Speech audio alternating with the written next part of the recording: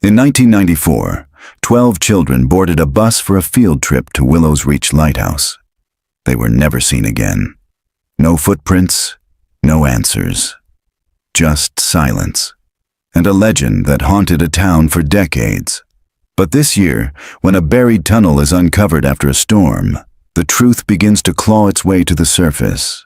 And the light that was meant to keep them safe may have been the thing that trapped them all along. Before we begin, hit subscribe.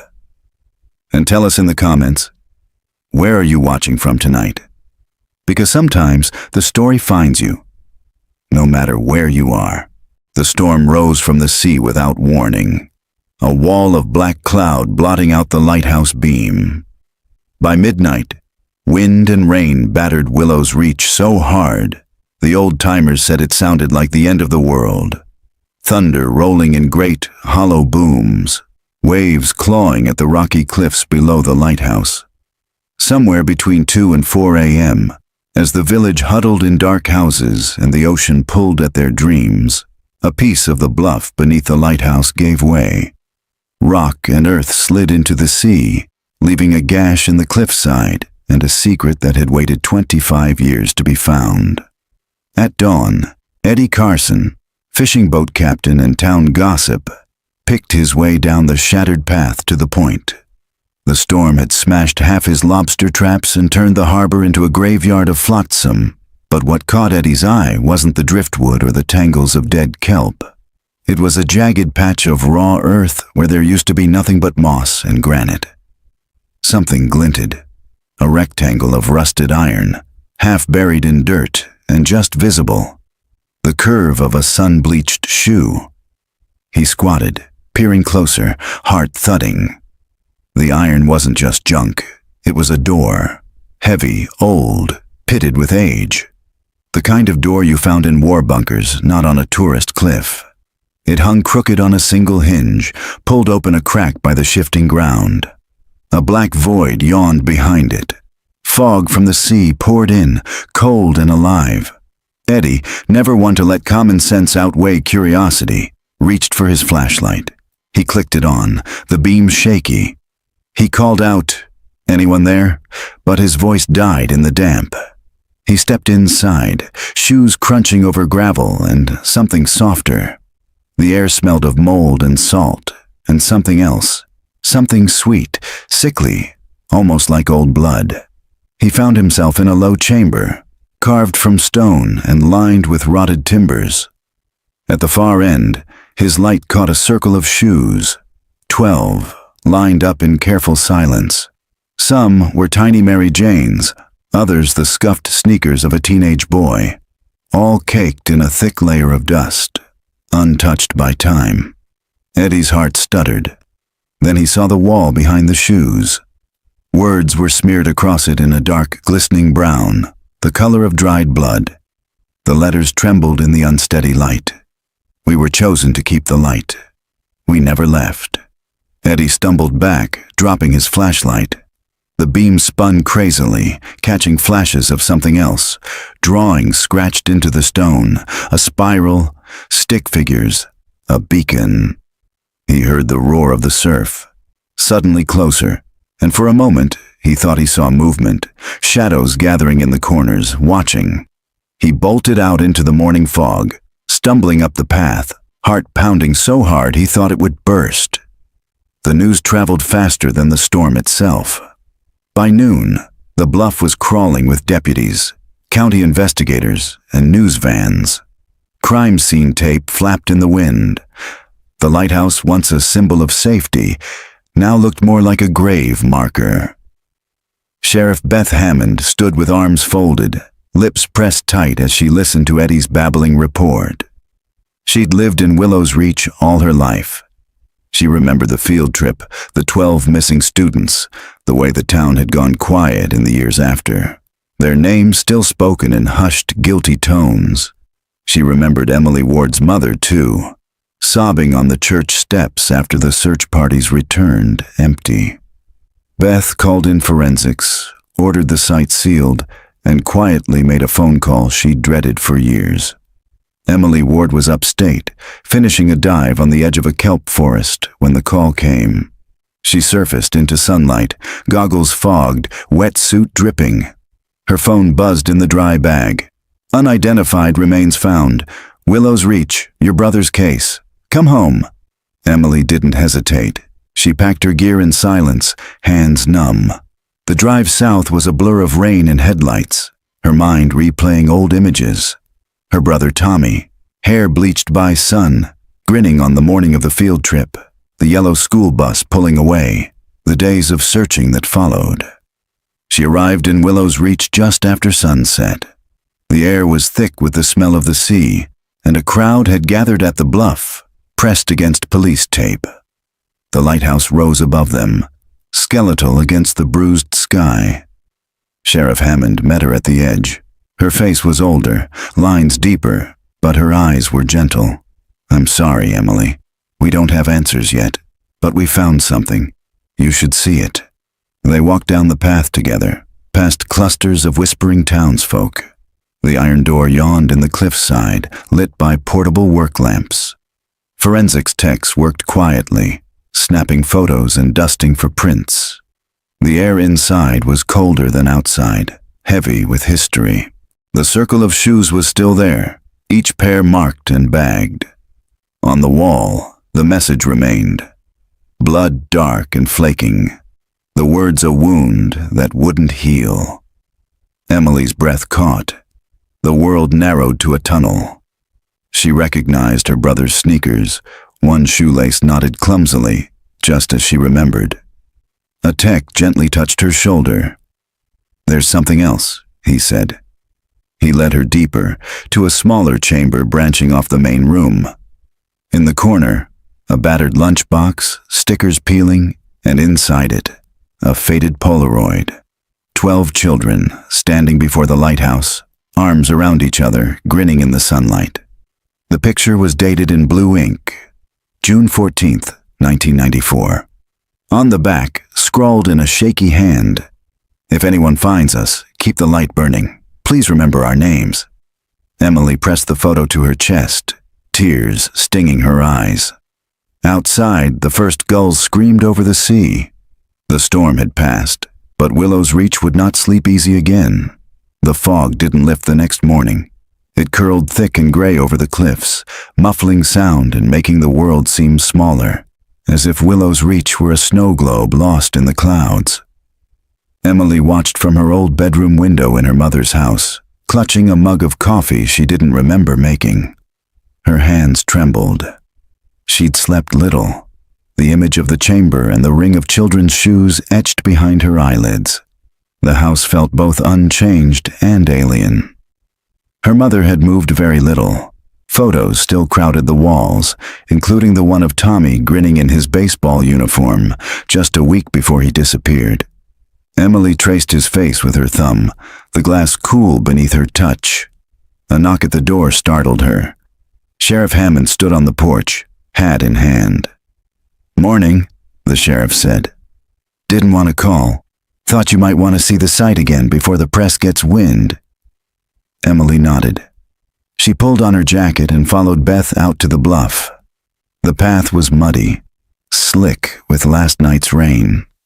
Work lights still flickered around the cliffside, casting the iron door in sickly yellow. They stepped inside. A forensic team was packing evidence into boxes, shoes, the lunchbox, fragments of fabric. The air was colder today, and the message on the wall looked even darker. The blood turned nearly black. Beth's deputy, a young woman named Jessa, approached with a clipboard. "We found something odd in the secondary chamber," she said quietly. "Looks like it was hidden on purpose." Emily followed, heart hammering. In a crevice behind loose stones, Jessa pulled out a small, battered notebook. Its cover was blue, decorated with faded stickers. Emily's breath caught. She remembered this notebook. It was Tommy's, a gift from their grandfather. Inside, his looping, childish handwriting ran in lines and circles, sometimes spiraling off the page. Most of it was lists. Names of classmates, favorite snacks, lines of song lyrics. But in the back half, the entries changed. The handwriting grew frantic. The keeper comes at midnight. Don't look at the light. If you stay quiet, he passes by. The others are scared. Some hear music, but I don't. The shoes have to stay in the circle. If you step out, you don't come back. Emily read these words aloud, voice trembling. The room seemed to contract around her. Sheriff Hammond leaned in. Was your brother the kind to make up stories? Emily shook her head. He told the truth. Always. Jessa flipped through the rest of the notebook. One page held a crude map of the cliff, a star marking the lighthouse, and an X drawn where the chamber would have been. Next to it, a scribbled drawing of a tall figure with a round light for a head. Children huddled at its feet. The keeper, Emily whispered. The room fell silent. The only sound was the drip of water somewhere in the stone. The town was already stirring with rumor by the time they emerged. A crowd clustered at the edge of the police tape. Some faces Emily knew. Mrs. Dalrymple, who'd led the PTA fundraiser the year after the children vanished. Mr. Klein, who used to run the corner store and still wore his faded Red Sox cap. She heard the whispers. They found their shoes. All of them. Heard there was blood on the wall. Real blood. It's a curse, that lighthouse. Always was. Ben Foster leaned against his battered SUV, notepad in hand. He grinned when he saw her, though his eyes were tired. "M. Ward, back from the deep," he said. She managed a smile. "Couldn't stay away, could I?" Ben's smile faded as he fell into step beside her. "I saw the news vans pulling in from Portland. They'll want a show. The sheriff's trying to keep it quiet, but—" He trailed off, glancing at the cliffs. "Are you okay?" "No," Emily admitted. "But I will be. Listen, they found my brother's notebook. There's something in it. Something about a keeper and a ritual. Does that mean anything to you?" Ben frowned. "You know, my dad used to tell stories about the old keeper who went mad. Claimed he saw ghosts every night. Said he left lights burning for them, even after the lighthouse shut down." He shivered. "I always thought it was just a ghost story." Emily handed him the notebook, flipping to the drawing of the keeper. Ben's face paled. "That's almost exactly how my dad described it," he said, voice low. "He called it the Lantern Man. Said if you saw his light, you'd be taken away." They stood in silence. Above them, gulls wheeled, their cries distant and hollow. Later that afternoon, Emily walked the perimeter of the bluff. Seagrass whipped at her legs, damp with mist. She traced the cliff's edge, pausing at the old chain-link fence that had once kept tourists from wandering too close. She closed her eyes, letting the wind press salt against her cheeks, and listened. For a moment, the hush of the fog was complete, until a faint sound reached her. A child's voice, high and thin, singing an old camp song she half remembered from field trips. She turned sharply, heart pounding. The fog shifted. For a split second, she thought she saw movement by the lighthouse door, a small shape darting through the mist. She raced toward it, boots slipping. But when she reached the door, there was only the empty path and the echo of her own breath. That night, the town's power flickered with the last gasp of the storm. Emily sat at the kitchen table, Tommy's notebook open before her, the old Polaroid beside it. She made a list of the children in the picture, writing their names in order. 12 names, each with a face she'd tried not to remember for years. She thought of their parents, the faded missing flyers, the prayer vigils that turned to anniversaries, then to silences. The notebook, the shoes, the message on the wall. It all pointed to something deliberate.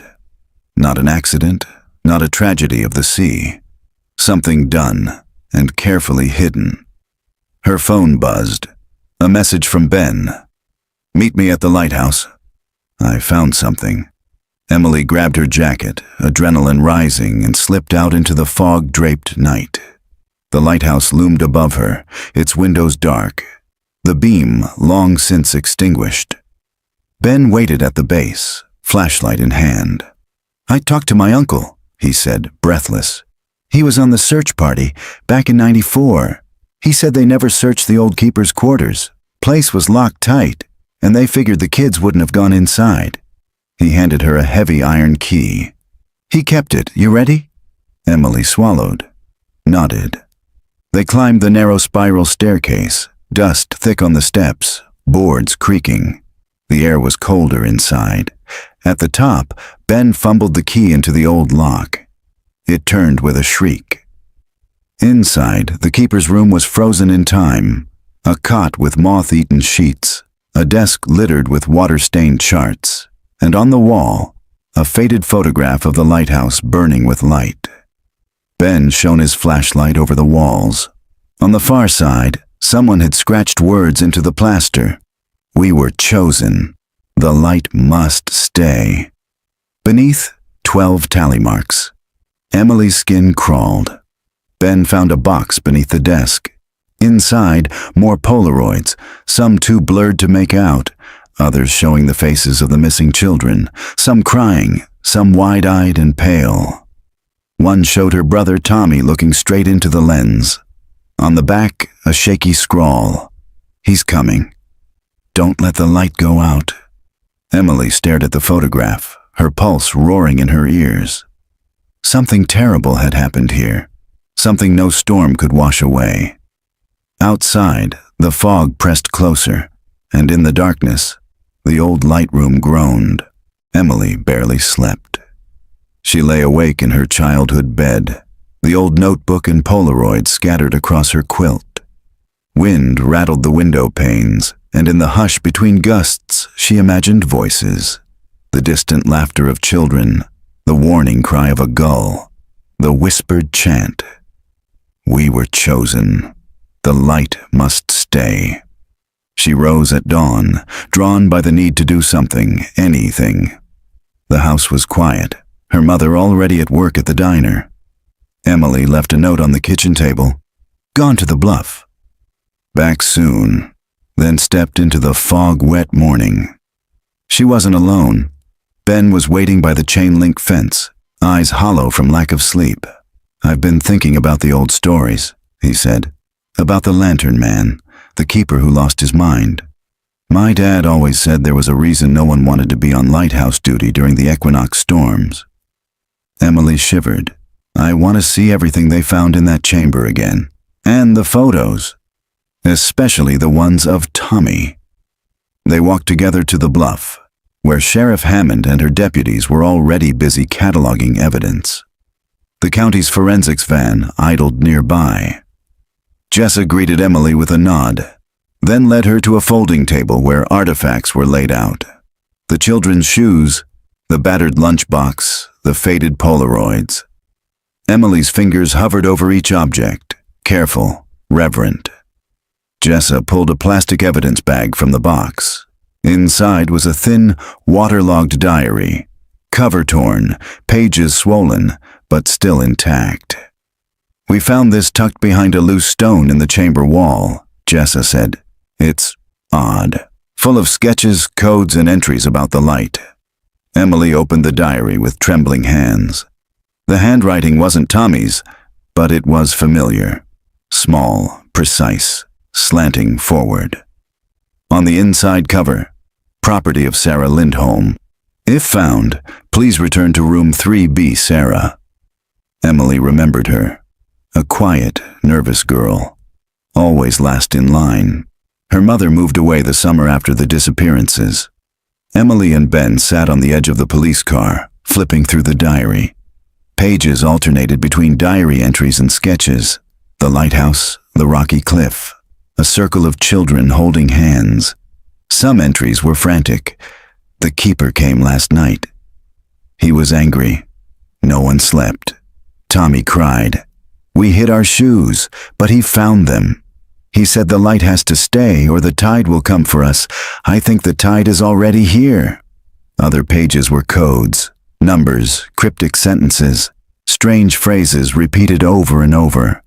Don't let the light go out. Don't look at the beam. If you see your name in the wall, close your eyes and wait for morning."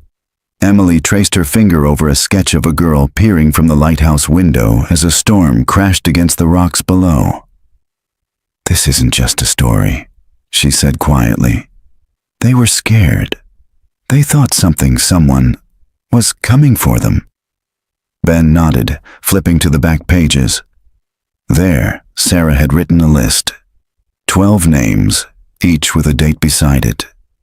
The first 8 dates matched the days the children vanished, one by one, in the week after the field trip. The last 4 were blank. Sheriff Hammond joined them, her expression grim. "Any luck?" Emily showed her the diary, the coded dates, the desperate pleas. The sheriff frowned. "We're running the prints and DNA. But this goes deeper than I thought. I've already heard from a man in Portland. Claims his brother disappeared here in the 70s, and I just got word from the county. The press is coming. This is going national." Emily's chest tightened. "Has anyone spoken to the old keeper's family?" Beth shook her head. "He had no kids. His wife died decades ago. His last years were hard. But the archives in the town hall might have something.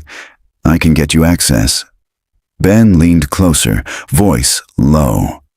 "If there's a pattern, if this has happened before, maybe the answers are in those old records, or in the diaries of the children left behind."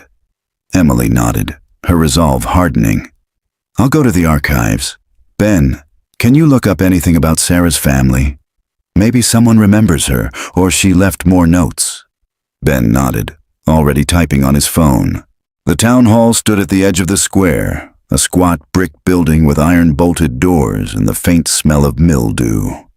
Emily let herself in with the sheriff's spare key. The archive room was dim and crowded with the past. Boxes stacked to the ceiling, ledgers and newspapers, files yellowed with time. She dug through the Lighthouse folder. Newspaper clippings of shipwrecks, tourist brochures, old black and white photos. A slim manila envelope caught her eye. "Missing children, June 1994. Inside, police reports, search maps, interview transcripts. She skimmed, her heart in her throat. One transcript caught her breath. Witness, Mrs. Francine Bell, age 84. Statement, I saw the children near the lighthouse the morning after the storm. Not all of them. A few were lined up outside, like they were waiting for something. A tall man with a lantern herded them. I thought it was a drill, but then I never saw the children again. Another. Deputy's note, June 16th. No sign of the children in the caves. The old keeper's quarters locked from inside. No footprints on the sand except those of a single adult male. Emily shivered. At the bottom of the envelope, a photograph she'd never seen. 12 children, dressed in raincoats, standing in a line at the edge of the bluff, fog swirling around their feet. At the back, a tall figure with a lamp, face hidden by the glare. On the back, written in the same small, neat script as Sarah's diary, if the light goes out, the tide will come. Don't forget us. Emily left the archive as dusk fell, the streetlights flickering on one by one.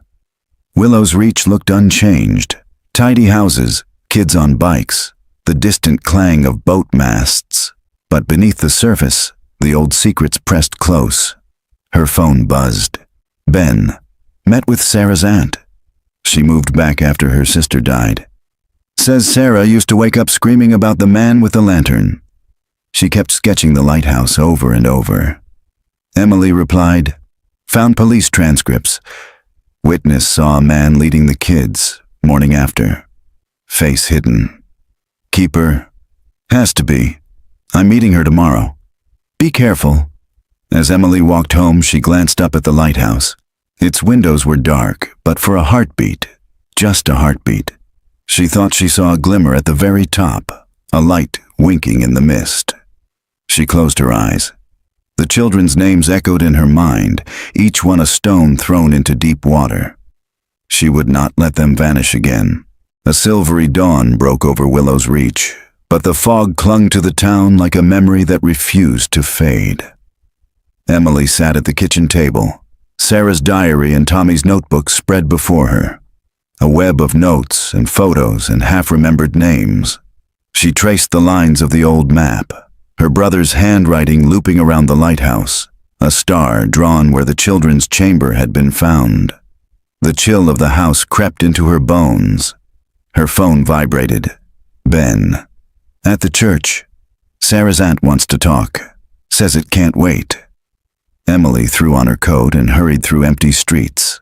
The hush of morning broken only by the caw of crows and the far-off shudder of a foghorn. The church was a plain wooden building, paint peeling, its steeple lost in mist. Ben stood outside, shifting his weight, a folder clutched tight in his hands. Sarah's aunt, Mrs. Atwood, she's inside, Ben whispered. She wouldn't talk on the phone, says she remembers the day Sarah disappeared. Inside, the sanctuary was cold and still. Mrs. Atwood, small and sharp-eyed, sat near the front, her hands twisting a worn handkerchief. She looked up at Emily and Ben, wary but determined. I told the police what I knew, she began, voice thin but steady. But I don't think anyone listened. Sarah. She was afraid all the time after that field trip. Kept saying they shouldn't have gone into the lighthouse, that something was waiting for them. She drew that man over and over, the keeper, always with a lantern, always with no face. Emily handed her the diary. Mrs. Atwood turned the pages slowly, lips trembling. This is hers. She used to stay up at night, writing and drawing. She said there was a ritual, that the keeper made them do it. If the light ever went out, the tide would come and take them all. Ben showed her the old photograph from the archive. Mrs. Atwood pressed a hand to her mouth. She's in the back row, right there, and that man, I never saw his face, but I always had the feeling he was watching, even after she was gone. Emily's voice was gentle. Did Sarah ever say what the ritual was? Mrs. Atwood shook her head.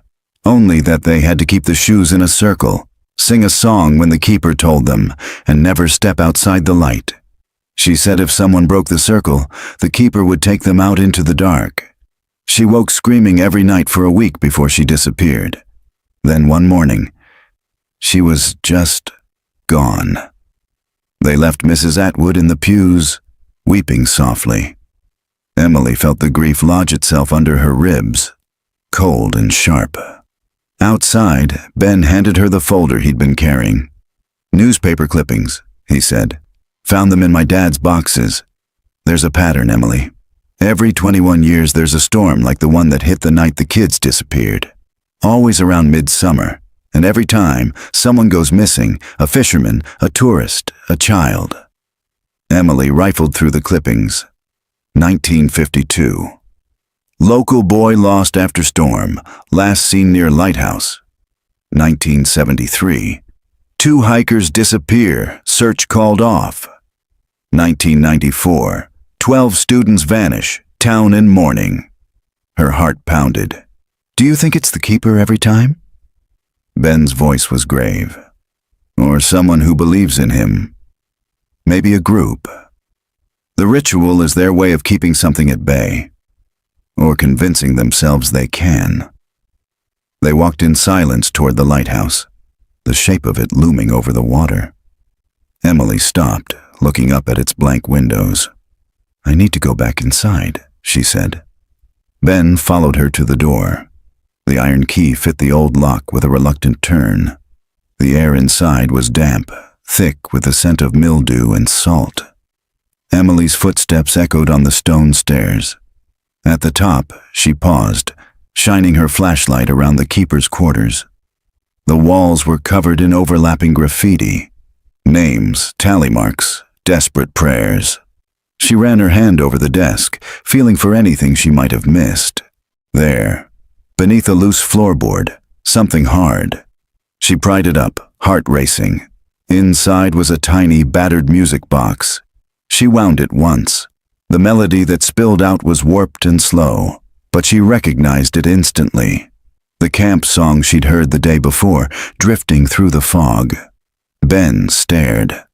That's what Sarah's aunt said. The song they had to sing. Emily's skin prickled. Why keep it hidden? She opened the music box's lid. Tucked inside, barely visible, was a slip of paper. In a spidery hand. The ritual is broken. The keeper is angry. Don't let the light go out. Don't forget our names. We were here. We are still here. Emily's hand shook. What if the ritual wasn't to keep something out? What if it was to keep something in? Ben's reply was lost in the sudden wail of the wind outside, louder than before, rattling the windows until they shuddered. That night, as the town settled into uneasy sleep, Emily returned to the bluff.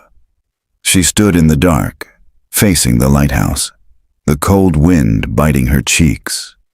The sea hissed and churned below. She read the message from Sarah's diary once more. If you see your name in the wall, close your eyes and wait for morning. She whispered the names of the 12 missing children, one by one, voice lost in the mist. Far above, just for an instant, a thin beam of light swept across the waves, though the lantern room stood empty and the wiring had long since been cut. Emily watched, heart hammering, until the light vanished. She turned for home, carrying the weight of their names, the song of the music box echoing in her ears. Somewhere in the fog, the keeper watched, waiting for the ritual to begin again. Emily awoke to the shrill ring of her phone and the urgent thud of someone knocking at the front door. For a moment, she thought she dreamed the whole investigation. Sarah's diary, the ritual, the light at the top of the empty tower. But the chill in her bones and the ache in her heart told her it was all real. She stumbled to the door, rubbing sleep from her eyes. Sheriff Hammond stood on the porch, her face grim, her radio crackling at her hip. "Get your things," the sheriff said. "We need you at the clinic, now!" Emily grabbed her coat, pulled on yesterday's jeans, and hurried after Beth. The morning air was sharp, heavy with the promise of another storm. They drove in silence to Willow's Reach Medical Clinic. Outside, a patrol car idled.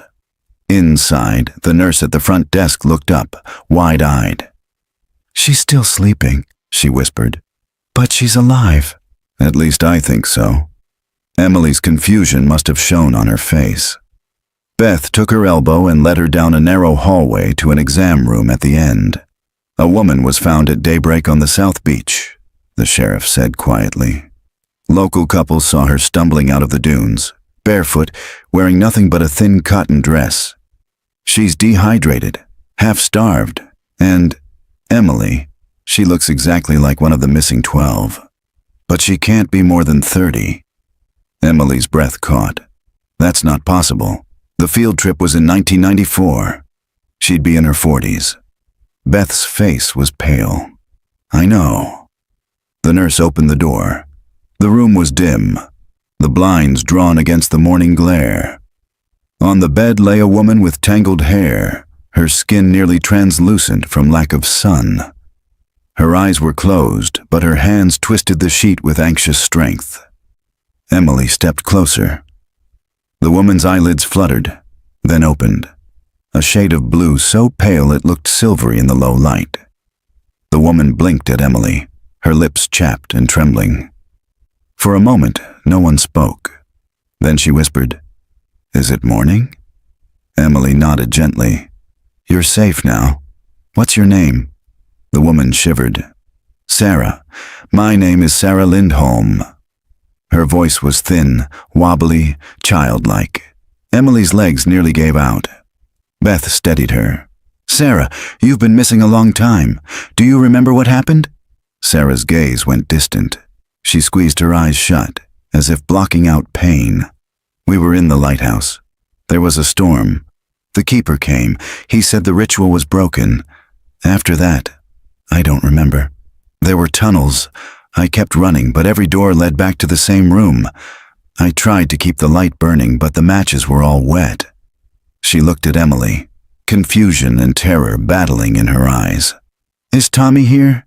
He said he'd never leave me. He tried to fix the circle, but the keeper was so angry. Emily took her hand, her own shaking. Tommy's not here, but I am. I remember you, Sarah. We're going to help you. Tears slid down Sarah's cheeks. Don't let him find me. Please, don't let the light go out. Beth stepped outside to update the hospital staff and call for a specialist. Emily sat with Sarah, holding her hand as the nurse brought water and a blanket.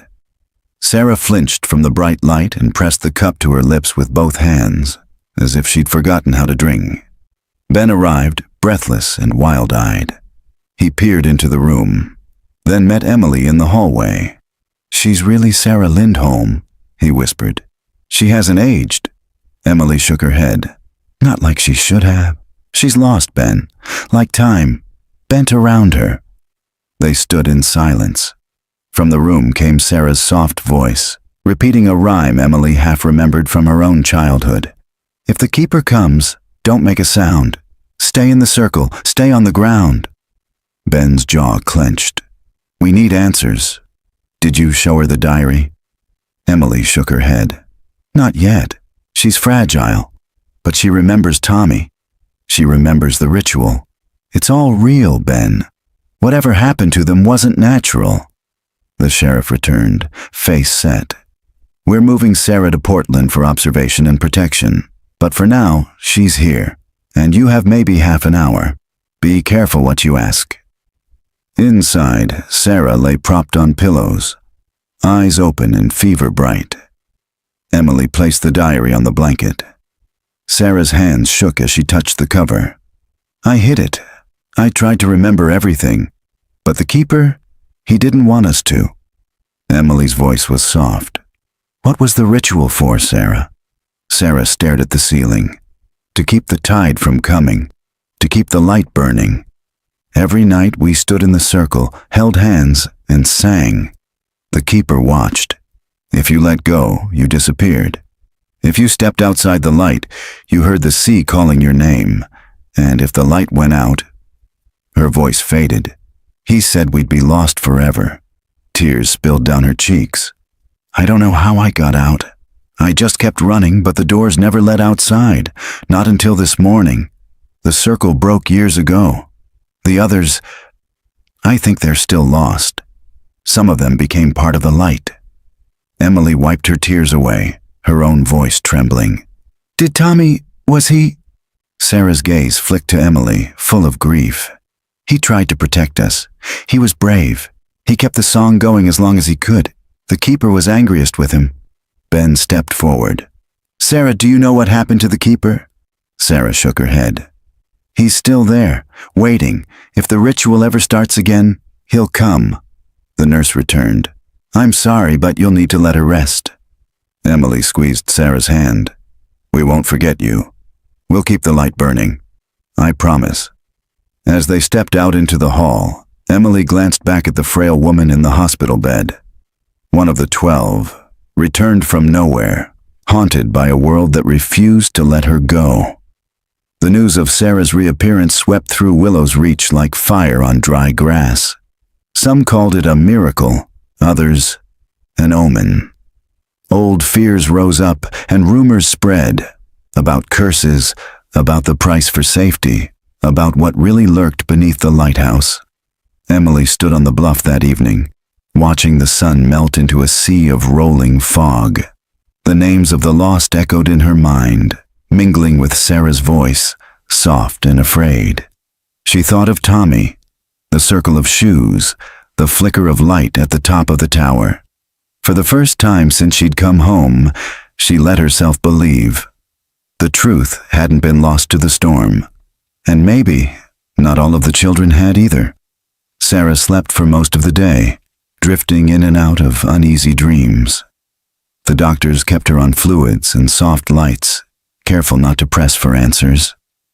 Emily sat by her bed for hours, reading through Sarah's diary and her own brother's notebook, listening for the small changes in Sarah's breathing, watching for any sign of peace. But peace did not come. At dusk, Sarah startled awake, eyes wild. For a moment, she seemed not to recognize Emily. then reached out, clutching Emily's hand with desperate strength. "He's still there," Sarah whispered, voice raw with memory. "The keeper, the light. I can hear them singing even now." Emily squeezed her hand gently. "Sarah, can you tell me what happened? After the storm, what do you remember?" Sarah's gaze drifted toward the window, where twilight painted the world in bruised colors. She began to speak, halting at first, then faster, as if the story had been waiting years for an ear to hear it. 29 years. Earlier, the rain had battered the windows of the lighthouse for hours, drowning out their voices. Sarah remembered the fear, the way the walls seemed to sweat with salt, and the keeper's lamp painted monstrous shapes on the stone. The children huddled together on damp blankets, 12 shadows in a circle of faint yellow light. The keeper watched from the doorway, silent and enormous, his face always just beyond the reach of the lamp. "You must keep the circle. The light must never go out. You belong to the tide now." They sang the song the keeper taught them, again and again, until the melody became a chant, until Sarah forgot what her own voice sounded like. One by one, the circle broke. A hand would slip, a voice would falter, and the keeper would come. The lamp would swing, and the missing child's place in the circle would be left empty. Some nights Sarah thought she heard the sea inside the walls, voices whispering her name, calling her to step outside the light. The keeper said if she left, she'd be lost forever.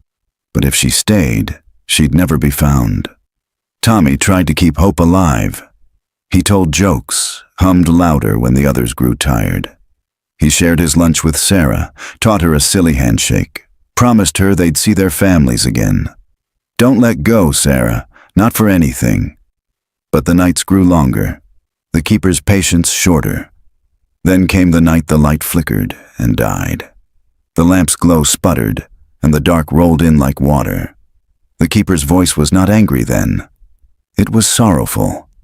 "The circle is broken. The tide is coming." That was the last thing Sarah remembered before waking in darkness, alone.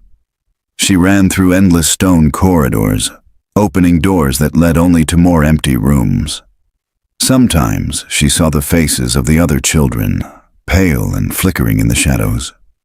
Sometimes she heard the keeper's footsteps, heavy and slow, echoing behind her. She never found a way out until now. Present day. Sarah's story faded into silence. Emily sat, stunned, clutching her notebook.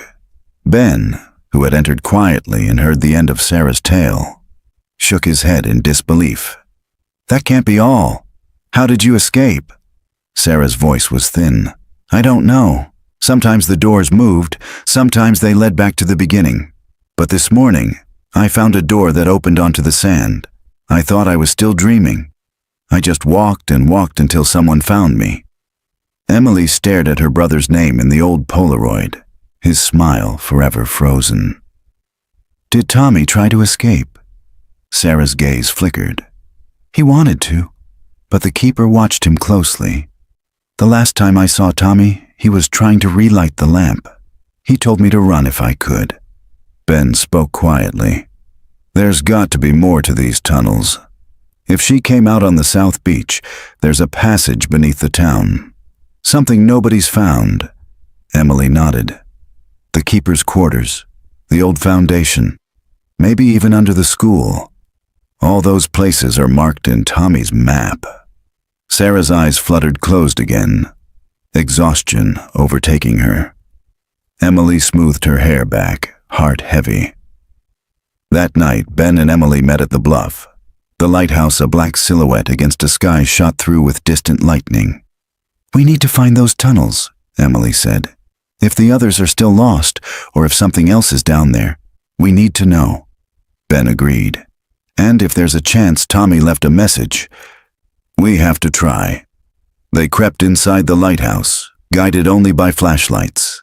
In the keeper's room, Emily ran her hands over the stones, searching for seams or loose bricks.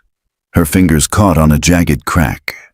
She pressed, and a small section of wall shifted, revealing a narrow stairwell spiraling down into darkness.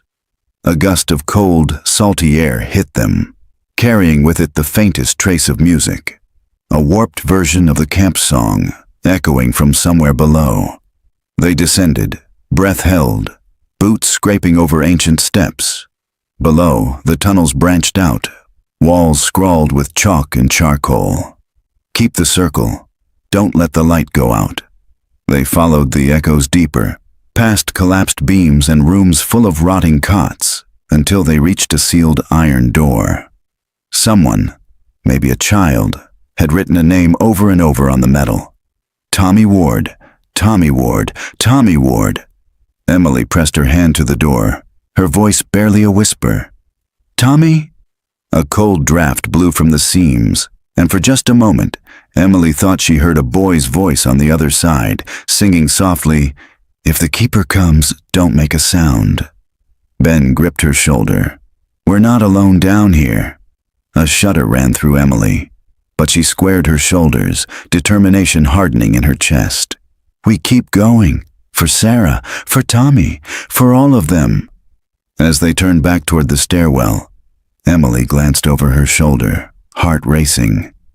Somewhere in the dark, the keeper waited. But so did hope. The tunnels beneath Willow's Reach were colder than the ocean, older than the town itself. Emily and Ben moved cautiously, every step sending echoes into the dark, as if announcing their presence to something that waited, patient and hungry. Emily's flashlight beam flicked across crumbling brick and rusted pipes, illuminating names scratched in the mortar. Some she recognized from old photos, others lost to time. "Keep the circle. Don't let the light go out." Repeated again and again. Some carved deep in panic, others barely traced, desperate marks left behind by frightened hands. Their footsteps grew softer as the air thickened. Ben checked his phone's compass. No signal, but a sense of heading downward, deeper into the earth. "We shouldn't be here," Ben whispered, his breath fogging. "If these tunnels connect to the beach and the keeper's quarters, who built all this, and why?" Emily ran her fingers along a narrow shelf, feeling old wax drippings, as if candles had burned here night after night. She imagined the 12 children, huddled in fear, singing their fractured song to keep the dark at bay. They passed collapsed beams, rotten timbers black with age, and old, sodden blankets.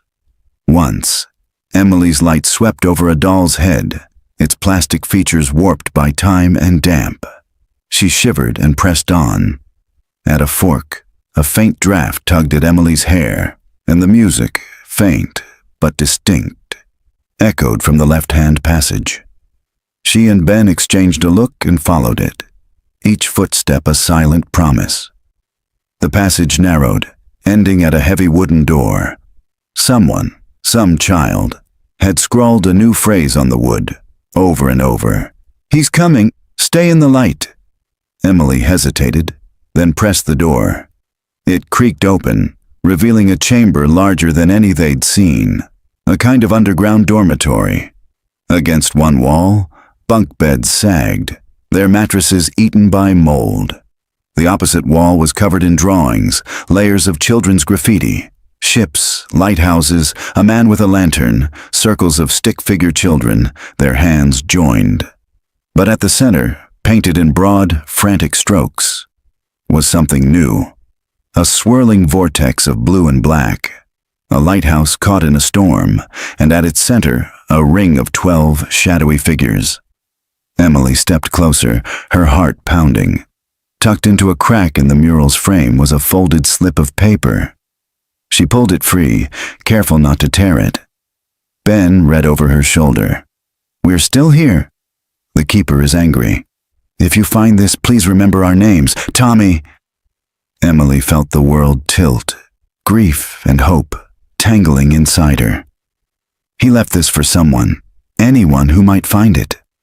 Ben squeezed her shoulder. He never gave up. Maybe some of the others didn't either. They turned to leave and froze. In the corridor, another light bobbed. A flashlight, jittery and frantic, not one of theirs. A voice echoed, young and terrified. "Hello? Mom? Is anyone there?" Ben cursed under his breath. "That's Jamie Miller. She's 11. Her family's renting the Bauer house for the summer. She wasn't here in '94. What's she doing down here?" Emily's blood went cold. "The cycle. Someone else is being pulled in." They hurried into the corridor, calling Jamie's name. The girl's sobs echoed through the stone.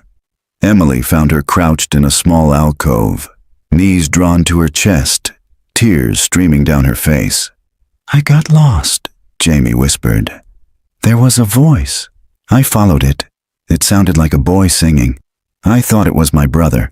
Then I couldn't get back out."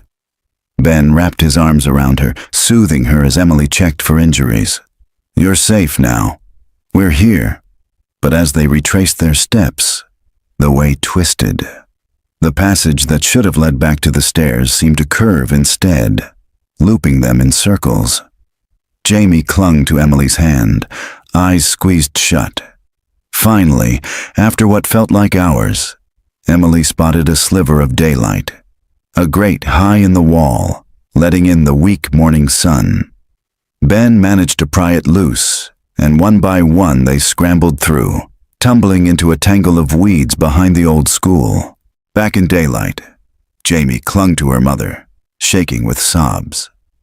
Emily met Beth Hammond at the school parking lot, explaining what had happened in as few words as possible. Beth's face hardened. "That's the third time this summer a child's wandered off and come back with stories of tunnels, singing, and someone with a lantern. Starting again."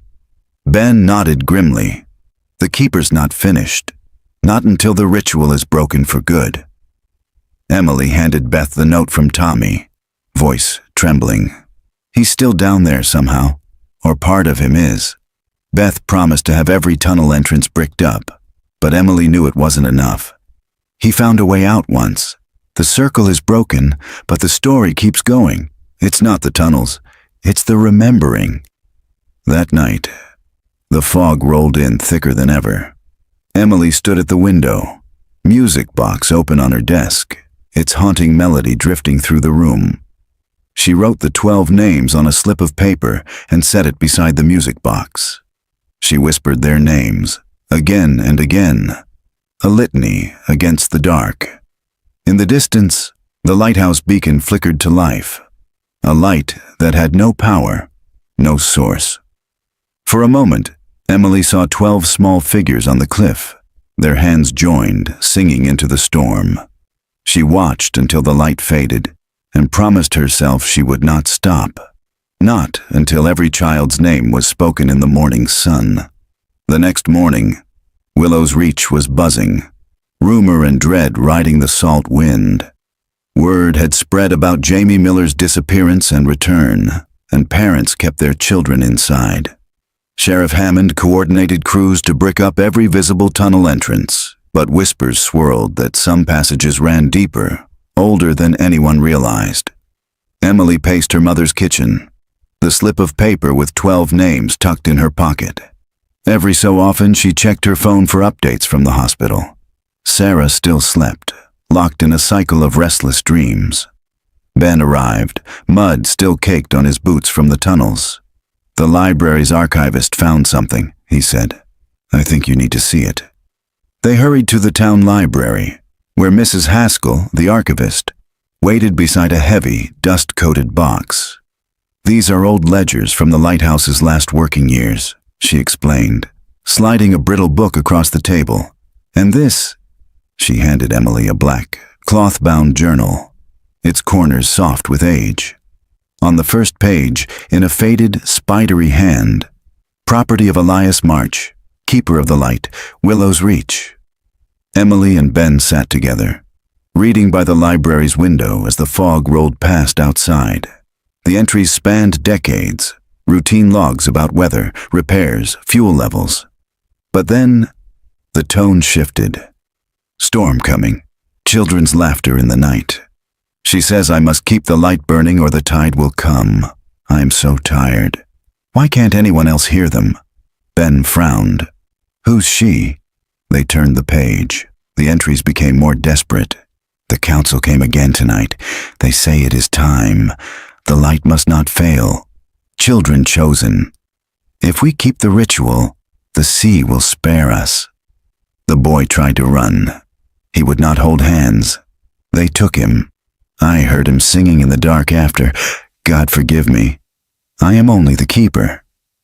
Emily's stomach twisted. It wasn't just one man. The whole town was in on it. Some kind of ritual to keep the town safe. Sacrifice. Ben nodded grimly. And when it went wrong in '94, the story was buried. The missing were blamed on the storm. Further in the journal, Elias March's entries grew more erratic. Obsessed with the light, with the children's names, with keeping the sea at bay. There were references to the original tunnels built during Prohibition, later used for rites of remembrance. The town council was named again and again as the Circle. Emily's hands shook. They thought if they kept the circle, the keeper would spare them. But something went wrong. The keeper became the monster they feared. Ben ran a hand through his hair. And now, the town's history is repeating itself. The kids are hearing the old songs. Jamie Miller was almost lost, by accident or because something's trying to finish what was started. Emily stood, heart pounding. If the council is still around, or their families are, maybe someone knows how to end this. Really end it. We need to confront them. Ben nodded. But tonight, there's another storm. The forecasts are the worst in years. They left the library as the first drops of rain began to fall, hurrying to the town hall. Sheriff Hammond met them inside, her expression drawn. I read the journal, she said, voice hard. I checked records. The council's last living member is Mrs. Dalrymple. She'll speak to you, but not here. She said to meet her at the church. She has something to confess. As thunder rolled in the distance, Emily and Ben walked to the church. The sanctuary was dark except for a single candle flickering on the altar. Mrs. Dalrymple sat in the front pew, hands trembling. She didn't look up as they entered. It was never supposed to go that far, she whispered. The circle was just meant to be a story, a way to keep children from wandering the cliffs. But after the first big storm, the council, we became afraid. People began to believe the keeper would punish us if the ritual wasn't kept. Her voice cracked. When the children disappeared in '94, some of us suspected the truth, that someone on the council had taken it too far. I tried to tell the sheriff, but I was told to keep quiet. I'm so sorry. I should have spoken sooner. Emily sat beside her. How do we end it? Mrs. Dalrymple shook her head. I don't know. Maybe you can't. Maybe the only way is to remember all their names, to speak them, to keep the light burning until the storm passes. Thunder cracked above, rattling the windows. Rain battered the roof. Emily stood, determination hardening in her chest.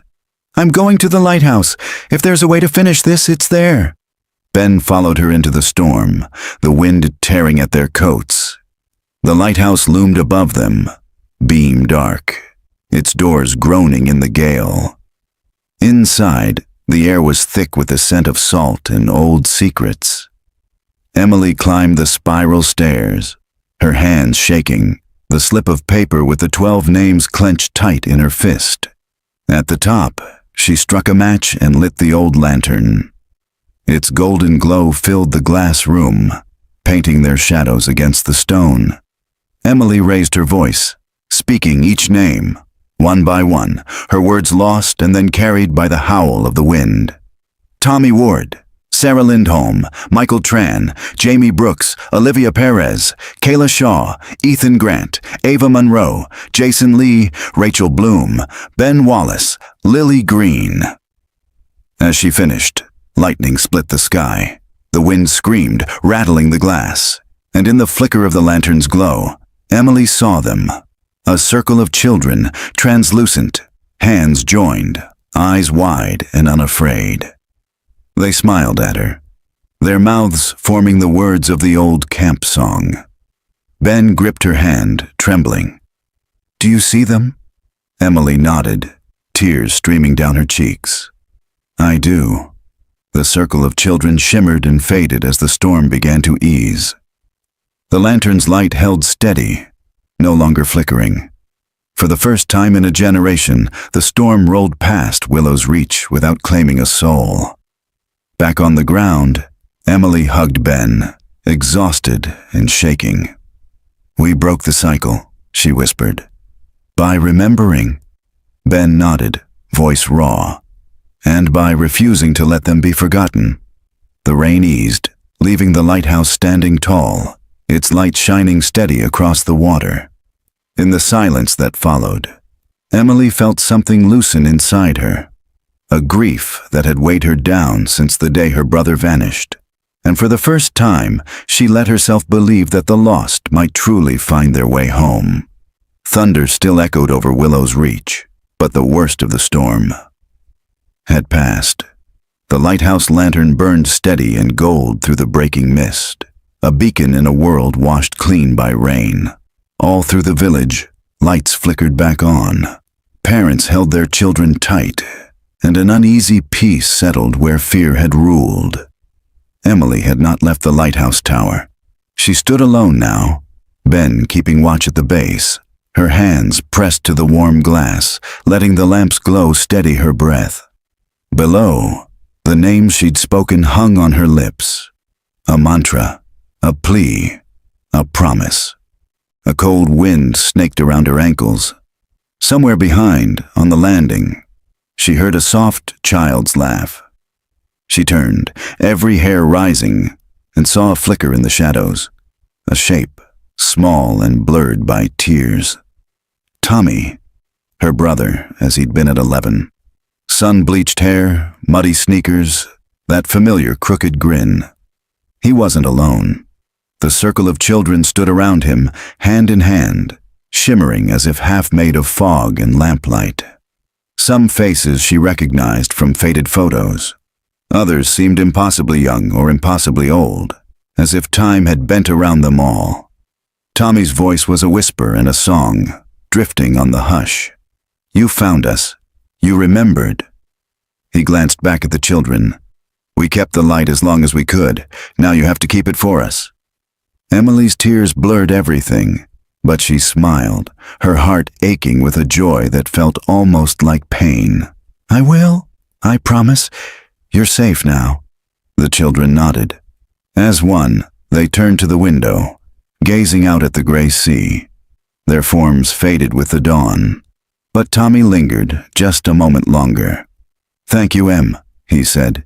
"Don't let them take the light away. Not for anyone. Not ever again."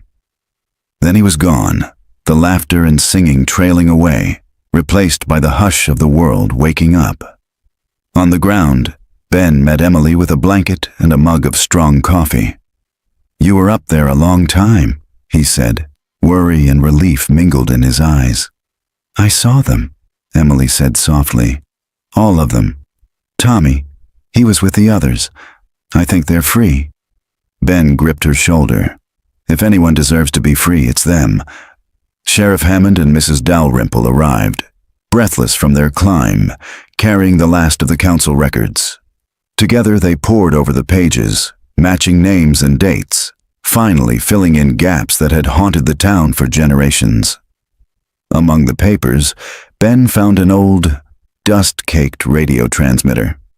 The council had used it to send emergency signals to passing ships, but the logbook showed one signal sent out the night of the children's disappearance. Never acknowledged, never received.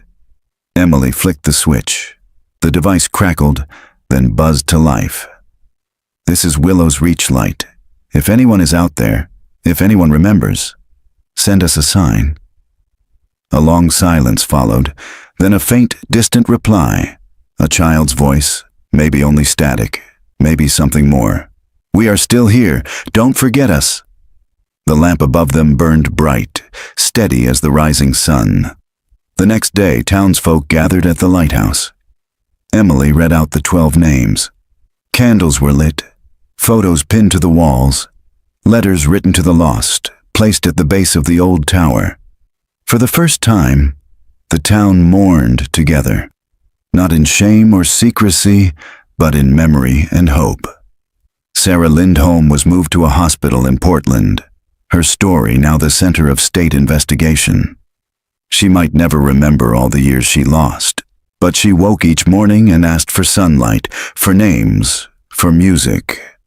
Jamie Miller, the girl who had been lost in the tunnels, began drawing lighthouses, always with 12 small lights inside. Sheriff Hammond reopened every cold case that touched the cliffs or the sea. Mrs. Dalrymple, frail but resolute, made her last act as council member a full confession to state investigators, telling the truth about the rituals, the fear, the lies. Ben wrote the story for the local paper, then for a national audience. Emily, at last, found herself able to walk the cliff's edge in daylight, unafraid.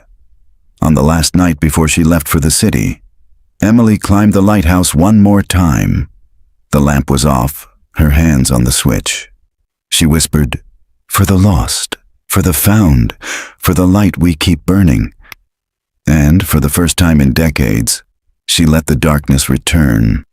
But the names she'd spoken echoed on, and the morning brought only peace. Morning dawned clear and bright over Willow's Reach. The air smelled of rain and salt. The last traces of storm washed away. The town felt different now, lighter, quieter. Where once there had been only silence and secrets, there was conversation and the soft hum of life returning. Emily walked along the bluff, her shoes leaving dark impressions in the damp grass. The lighthouse stood behind her, tall and weathered but shining in the sun. She glanced back only once, smiling at the sight of children playing near the fence, their laughter rolling freely across the fields.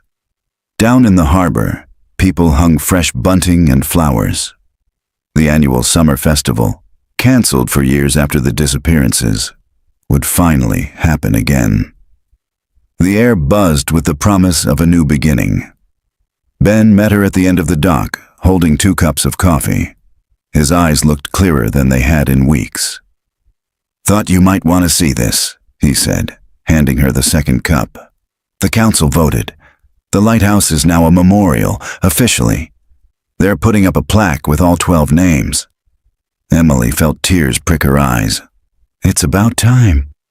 They walked together to the base of the lighthouse, where townspeople were already gathered.